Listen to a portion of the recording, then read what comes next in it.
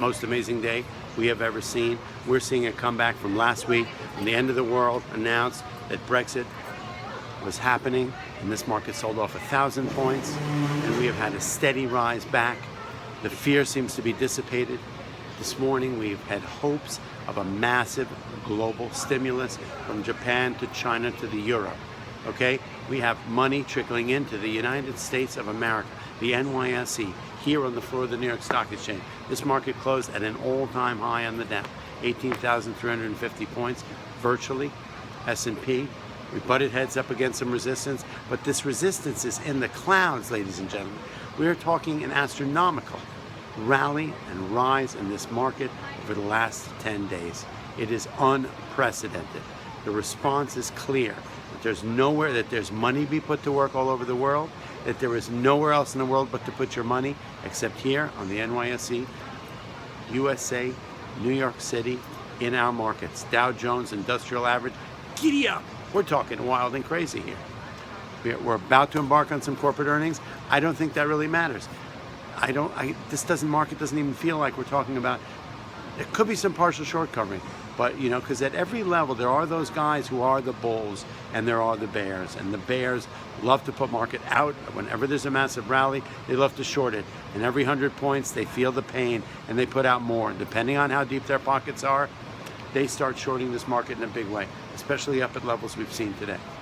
So net, their pain ratio could be at its point right now where they are covering some shorts. But it really feels to me like there's a volcano happening all over the world. The lava's running and it all runs to here, and the money is coming into the market in a big way.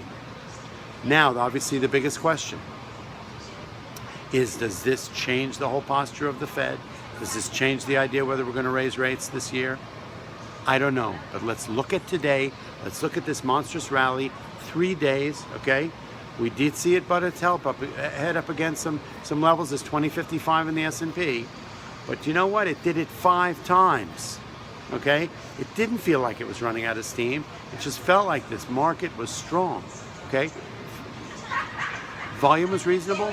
Gold got decimated, 3rd day in a row, down $21, $22. Oil rally, there was rally across the energy sector and whatnot. Ladies and gentlemen, this is just an incredible reversal in the market, okay? You know, this morning, and forget about all that stuff. What about Pokemon Go? There are Pokemon all over this floor.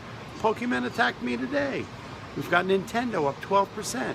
The first gaming company in the world that was the last one to get to the mobile sector has now reinvigorated itself with the new Pokemon game. It's out there, it's wild. Stock rallied 12%.